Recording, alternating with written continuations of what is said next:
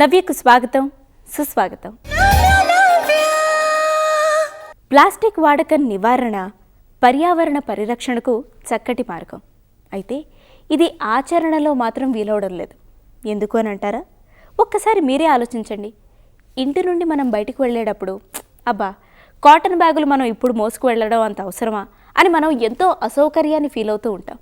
అందుకే ప్లాస్టిక్ వాడకం పెరుగుతోంది. మన పర్యావరణాన్ని మనం రక్షించుకోలేకపోతున్నాం. అలా కాకుండా అసౌకర్యాన్ని జయించి ప్లాస్టిక్ వాడకం తగ్గించి కాటన్ బ్యాగ్స్ వాడకం కనుక మనం పెంచినట్లయితే మన పర్యావరణాన్ని మనం రక్షించుకోగలుగుతాం. అంతేకాకుండా భవిష్యత్ తరాలకి చక్కటి ప్రకృతిని మనం ప్రసాదించగలుగుతాం. శరీరంలో ఏ భాగమైనా నొప్పికి గురైనప్పుడు మన బాడీలో బ్లడ్ సర్క్యులేషన్ సరిగ్గా అవ్వట్లేదు అని దాని అర్థం. ముఖ్యంగా ఈ ప్రాబ్లం గర్భవతుల్లో ఎక్కువగా కనిపిస్తూ ఉంటుంది. వాళ్ళు గర్భం దాల్చిన దగ్గర నుంచి ఎన్నో రకాల నొప్పులతో బాధపడుతూ ఉంటారు. మరి మన బ్లడ్ సర్క్యులేషన్ ప్రాపర్గా అవ్వడానికి కొన్ని బ్రీతింగ్ టెక్నిక్స్ పాటించడం ఎంతైనా అవసరం. గర్భవతులు గర్భం దాల్చిన దగ్గర నుంచి కూడా ఈ బ్రీతింగ్ టెక్నిక్స్ రెగ్యులర్ బేసిస్లో ప్రాక్టీస్ చేస్తే నార్మల్ డెలివరీ అయ్యే అవకాశాలు చాలా ఎక్కువగా ఉన్నాయి అని అంటున్నారు నిపుణులు.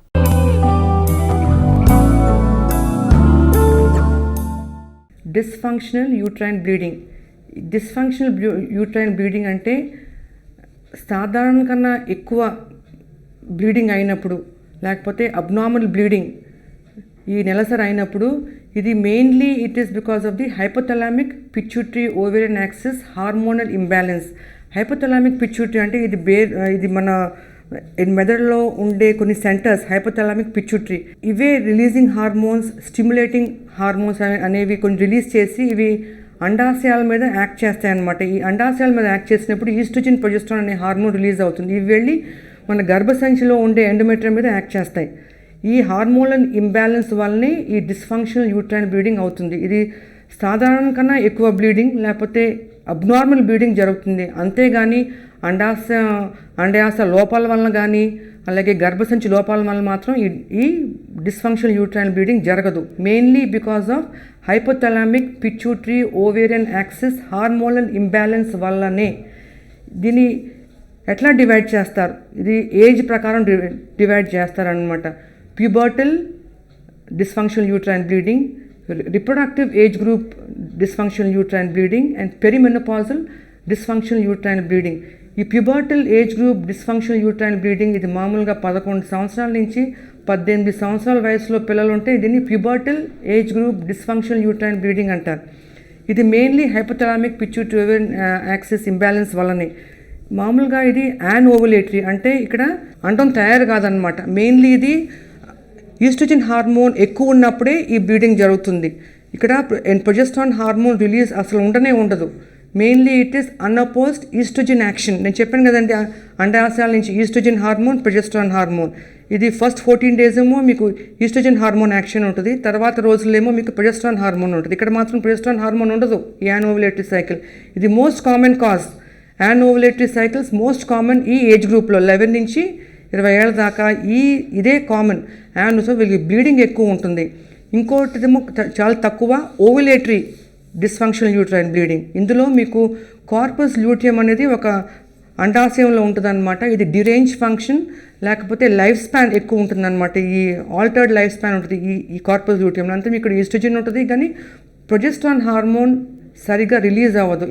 ఇందులో మీకు అండం తయారవుతుంది కానీ కార్పస్ ల్యూటియం డిస్ఫంక్షన్ ఉంటుంది. ఇక్కడ ఏమవుతుందంటే నెలసరి రాకముందర, నెలసరి అయిన తర్వాత కొంచెం స్పాటింగ్ జరుగుతూ ఉంటుంది. This is called irregular ripening, irregular shedding అంటారనమాట. ఈ ప్యూబర్టీ డిస్ఫంక్షనల్ యూట్రైన్ బ్లీడింగ్ మామూలుగా 14 నుంచి 16% దాకా చిన్నపిల్లల్లో జరుగుతుంది. దీనివల్ల తల్లిదండ్రులు చాలా భయపడిపోతుంటారు. దీన్ని ఎట్లా నిర్ధారణ చేస్తాం? ఇది డిస్ఫంక్షనల్ యూట్రైన్ బ్లీడింగా లేకపోతే ఇతరత కారణాలు ఏమన్నా ఉన్నాయా? ఎలా చేయాలంటే దీన్ని హిస్టరీ తీసుకోవాలి, అలాగే కొన్ని పరీక్షలు చేయించాలి, అలాగే ఆ పిల్లని ఎగ్జామిన్ కూడా చేయించారు, ఫిజికల్ ఎగ్జామినేషన్ కూడా చేయాలి. ఇది నిజంగా డిస్ఫంక్షనల్ యూట్రైన్ బ్లీడింగా లేకపోతే వేరే థైరాయిడ్ హార్మోనా, లేకపోతే ఎడ్రినల్ కార్టికల్ హార్మోన్ డిస్ఫంక్షన్, లేకపోతే కిడ్నీ డిజీజ్ వలన, లివర్ ఫంక్షన్ డిజార్డర్స్ వలన. హిస్టరీ తీసుకోవాలన్నమాట. ఫస్ట్ మనం అడగాలి, వాళ్ళకి ఏమైనా క్లాటింగ్ కోయాగులేషన్ ఫ్యాక్టర్ డిఫెక్ట్స్ ఉన్నాయా, బ్లీడింగ్ డిఫెక్ట్స్ అంటే వాళ్ళ గమ్స్లో నుంచి ఏమైనా రక్తం కారుతూ ఉండేదా, లేకపోతే దెబ్బ తగిలినప్పుడు రక్తం వెంటనే అరకట్టుకుపోతుందా, లేకపోతే బ్లీడింగ్ కంటిన్యూస్గా అవుతూ ఉంటుంది, లేకపోతే శరీరం నిండా ఏమైనా వాళ్ళకి చిన్న చిన్న రెడ్ స్పాట్స్ ఏమైనా అంటే అది ప్లేట్లెట్ డెఫిషియన్సీ అనమాట. అలాగే వాళ్ళకి హైపోథైరాయిడ్ సిమ్టమ్స్ కానీ హైపర్ థైరాయిడిజం అంటే థైరాయిడ్ హార్మోన్ తక్కువ ఉన్నా ఎక్కువ ఉన్నా కూడా ఇలాంటి బ్లీడింగ్ జరగవచ్చు. అలాగే chronic liver disease, chronic kidney disease, bleeding disorders, coagulation disorders, అలాగే థ్రాంబోసైటోపీనియా, అలాగే ఎడ్రినల్ కార్టికల్ డిజార్డర్స్ ఉన్నా కూడా, అలాగే పీసీఓడి పాలిసిస్టిక్ ఓవేరియన్ డిజీజ్ అంటే అండాశయాల్లో, అలాగే వాళ్ళకి రోమాలు అవాంఛిత రోమాలు పై పెదం మీద కానీ గడ్డం మీద కానీ బ్రెస్ట్ మీద కానీ అబ్డామినల్ కాళ్ళు చేతుల మీద ఎక్కువ అవాంఛిత రోమాలు ఉంటే కూడా ఇట్లాంటి హార్మోనల్ ఇంబ్యాలెన్స్ జరిగి కూడా ఇలా బ్లీడింగ్ జరగవచ్చు. కొంతమంది సన్నగా ఉన్న చక్కటి ఆరోగ్యం కలిగి ఉంటారు, కానీ అలాంటి వారు తాము అందంగా లేమేమో, అట్రాక్టివ్గా లేమేమో అని తెగ మెంగపడిపోతూ ఉంటారు. అప్పుడు వాళ్ళు ఎంచుకోవాల్సిన ఫిట్నెస్ మంత్ర యోగా. ఎందుకంటే రెగ్యులర్గా యోగా చేయడం వల్ల అటు అందం ఇటు ఆరోగ్యం రెండు మనం పొందవచ్చు.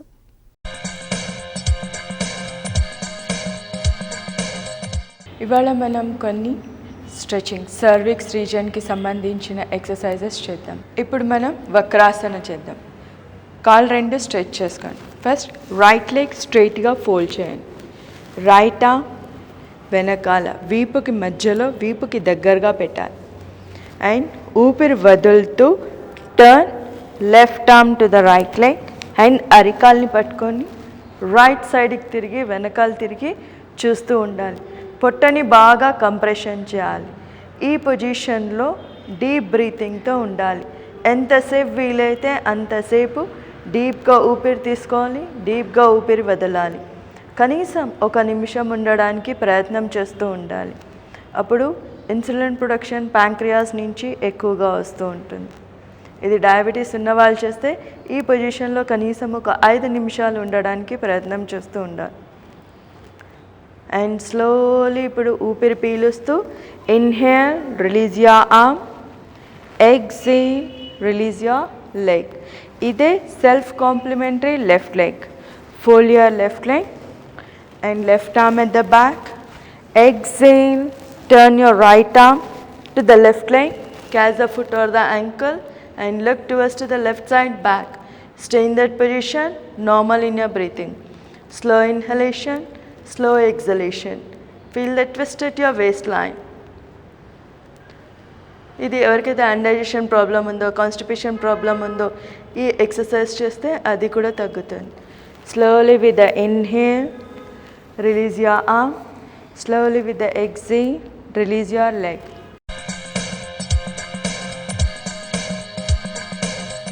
Now ఇప్పుడు మనం గోముఖాసన. గోముఖాసనంలో కుడి కాళ్ళు ఫోల్డ్ చేసి లెఫ్ట్ బటక్ కింద పెట్టాలి. అండ్ దానిపైన ఎడమ మోకాల్ని ఒక మోకాలు పైన ఇంకొక మోకాలు వచ్చేటట్టుగా స్ట్రెచ్ చేయాలి. 2 కాళ్ళని క్రాస్ ఫ్లాట్ చేయాలి. ఫుట్ని ఏ కాలైతే పైన ఉంటుందో ఆ చేయి పైకి వస్తుంది, ఏ కాలైతే కింద ఉంటుందో ఆ చేయి కిందకి వెళ్తుంది. వెనకాల 2 చేతుల్ని జత చేర్చాలి. పైనున్న చేయి మోచేయి తల వెనకాలకి రావాలి. స్ట్రైట్గా చూడాలి. ఈ పొజిషన్లో స్పైన్ స్ట్రెచ్ అవుతుంది. ఎవరికైతే యాంగ్జైటీ, డిప్రెషన్ ప్రాబ్లం వస్తుందో మెనోపాజ్ అప్పుడు ప్రతి ఒక్క లేడీకి వస్తుంది. ఈ ఆసనం రెగ్యులర్గా చేస్తుంటే అది కంట్రోల్ అవుతుంది. ఇప్పుడు మనం జాను శీర్షాసన్. ఫస్ట్ రైట్ లెగ్ ఫోల్డ్ చేసి లెఫ్ట్ థాయ్ పక్కన పెట్టండి అండ్ లెఫ్ట్ లెగ్ పక్కకి స్ట్రెచ్ చేయండి.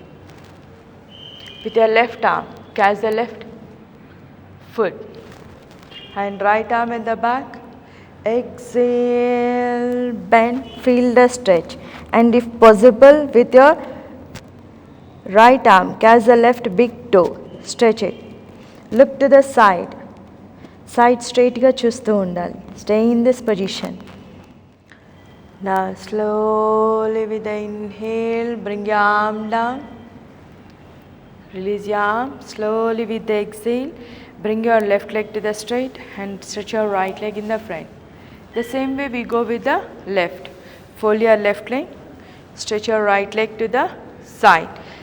Stretch, thighs దగ్గర stretch అవుతుంది. Usually cervix region దగ్గర ఎక్కువ stretch అవుతుంది. With your right arm, catch the right big foot and left arm up.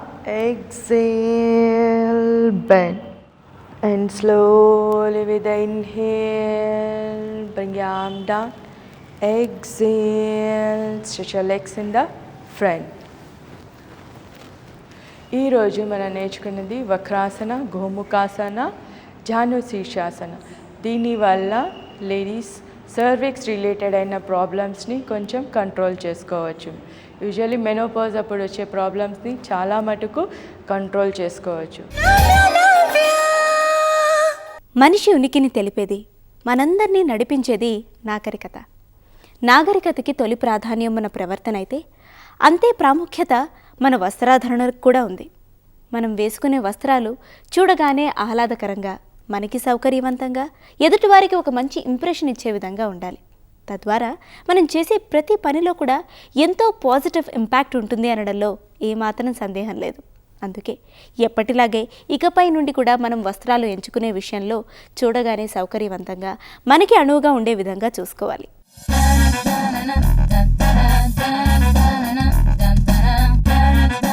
Hi, welcome to fashion. ఈరోజు మనతో పాటు ఉన్నారు డిజైనర్ సువర్ణ గారు. మరి మార్కెట్లో ఉన్న లేటెస్ట్ ట్రెండ్స్ ఏంటో, టీషర్ట్స్లో వచ్చిన కొత్త వెరైటీ ఏంటో ఈరోజు మనకి చూపిస్తారు.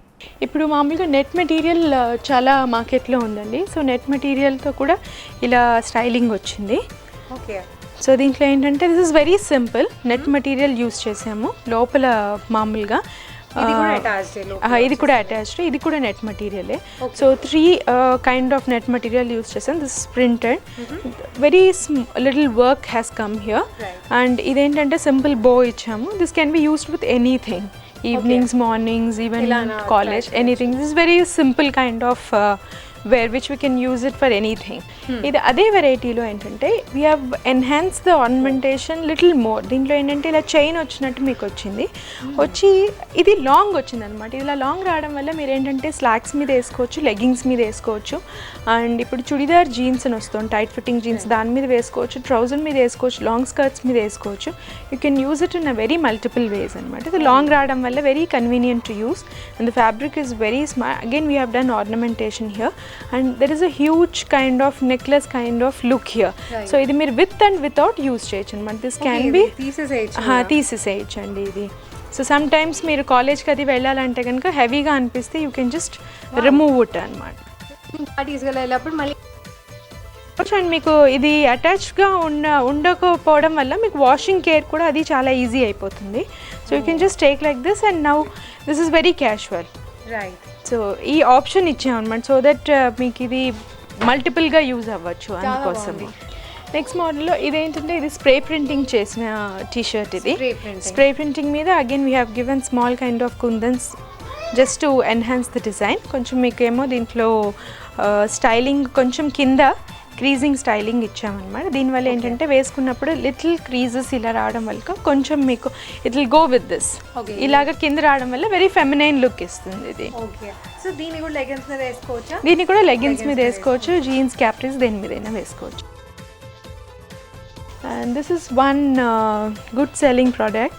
ఇది చిన్న కోట్ లాగా ఇక్కడ వచ్చింది. ఇది రావడం వల్ల కాలేజ్ వాళ్ళకి దే రియలీ లైక్ దిస్.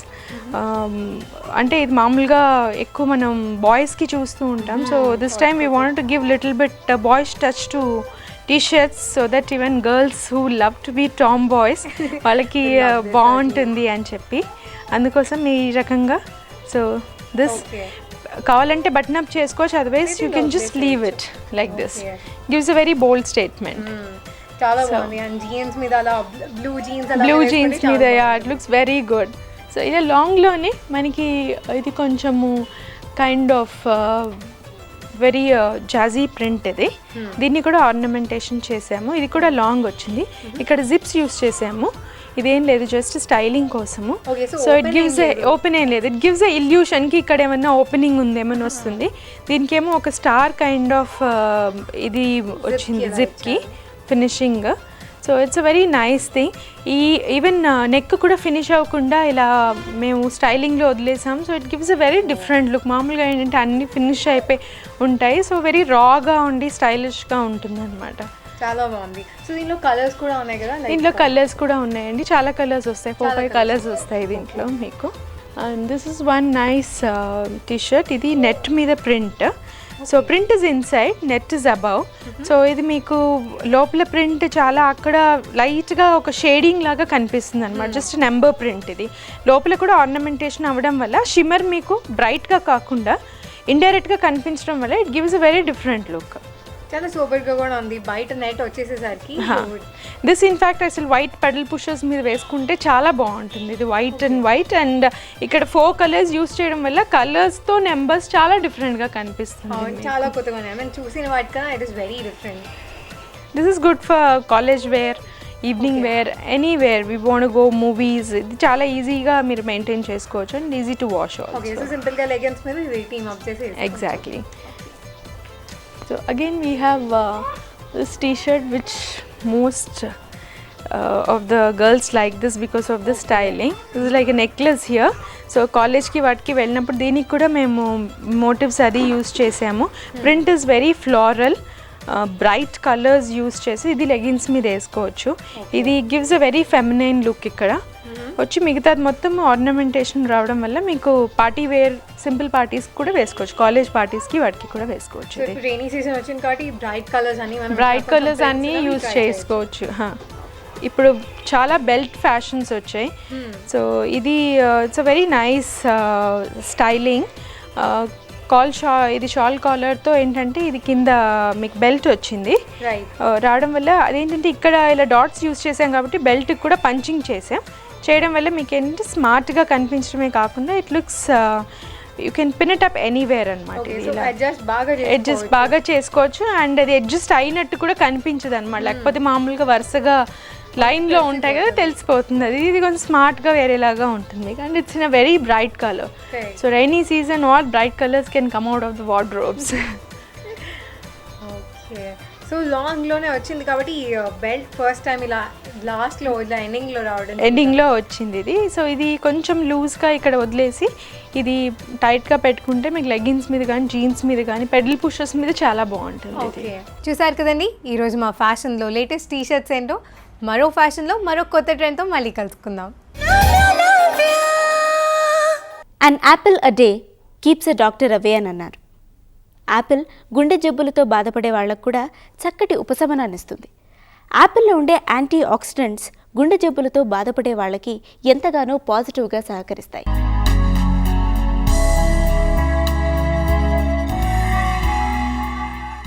పూత పోసినట్లుగా ఉండే చక్కటి శరీర ఆకృతి ఆత్మవిశ్వాసానికే కాదు, నిజంగా చెప్పాలంటే అది ఒక మంచి ఆరోగ్యానికి సంకేతం. అయితే ఒక వయసు వచ్చిన తర్వాత ఈ ఆత్మవిశ్వాసాన్ని కూడా దెబ్బతీసే ఈ పరిస్థితులు కలుగుతాయి. అది ఎలాగంటే చిన్నప్పటి నుంచి మంచి శరీర ఆకృతిని నియంత్రించుకుంటూ ఒక వయసు వచ్చిన తర్వాత వ్యాపారాల వల్ల, వృత్తుల వల్ల, చదువుల వల్ల, ఇతర బరువు బాధ్యతల వల్ల ఈ శరీరాన్ని సరైన రీతిలో పట్టించుకోకపోవడం వల్ల కొన్నిసార్లు శరీర భాగాల్లో కొవ్వు ఎక్కువగా పేరుకొని పోతుంది. అంటే మామూలుగా అయితే ఒబేసిటీ అని అంటారు.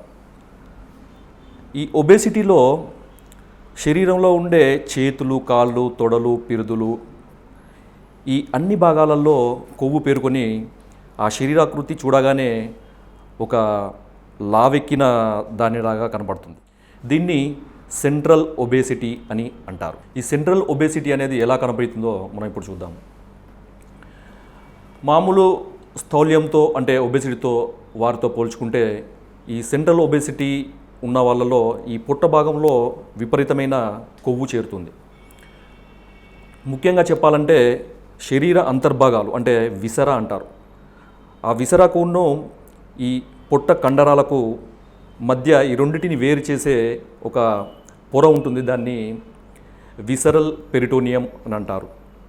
ఈ విసరల్ పెరిటోనియములో ఈ కొవ్వు అధికంగా పేరుకొని పోవడం అనేదే ఈ సెంట్రల్ ఒబేసిటీలో కలిగే ఒక మార్పు. ఇలా పొట్టలో అధికంగా కొవ్వు చేరుకుపోయి అధిక బరువు పెరగడం వల్ల నడవడానికి, మాట్లాడడానికి, కొన్నిసార్లు ఎక్కువసేపు కూర్చోవడానికి, ఏదైనా ప్రయాణం చేయడానికి, కింద పడ్డ వస్తువు తీయడానికి చాలా ఇబ్బంది పడుతుంటారు. ఇది ఇంకా కనుక పెరిగితే నడుము భాగంలో ఒక రకమైన ఒత్తిడి, అంటే ఈ పొట్టలో అధికంగా బరువు చేరుకుపోవడం వల్ల దాని యొక్క ఫలితము ఈ వెన్నుపూసల మీద ఉంటుంది. ముఖ్యంగా నడుము భాగంలో ఉండే లంబార్ వర్టెబ్రే మీద ఉంటుంది. కాబట్టి సహజంగానే దీన్ని కంపెన్సేట్ చేయడానికి నడుము యొక్క భాగంలో తీవ్రమైన ఒత్తిడి కలుగుతుంది. తద్వారా నడుము నొప్పి వచ్చే అవకాశం వీళ్ళలో ఎక్కువగా ఉంటుంది. అదేవిధంగా రిస్క్ ఫ్యాక్టర్స్ కనుక చూస్తే ఈ సెంట్రల్ ఒబేసిటీ ఉన్న వ్యక్తులలో కార్డియోవాస్కులర్ డిసార్డర్స్, అంటే గుండె, రక్తనాళాలకు సంబంధించిన వ్యాధులు ఎక్కువగా వచ్చే అవకాశం ఉంది. మిగతా ఒబేసిటీ లేదా మిగతా వ్యక్తులతో పోల్చుకుంటే ఈ కార్డియోవాస్కులర్ రిస్క్ ఫ్యాక్టర్ అనేది 40% ఎక్కువగా ఉంటుంది. అదేవిధంగా హైపర్ టెన్షన్, అంటే అధిక రక్తపోటు, దాంతో పాటుగా టైప్ 2 డయాబెటీస్, అంటే నాన్ ఇన్సులిన్ డయాబెటీస్, ఇలాంటి వ్యక్తులలో ఎక్కువగా వచ్చే అవకాశం ఉంటుంది. ఈ సెంట్రల్ ఒబేసిటీ ఎలా ఉంటుందో మనం ఆ వ్యక్తిని ఒక పక్క భాగం నుంచి కనుక పరిశీలిస్తే ఇలా పుట్ట ఉబ్బెత్తినట్టు ఉంటుంది.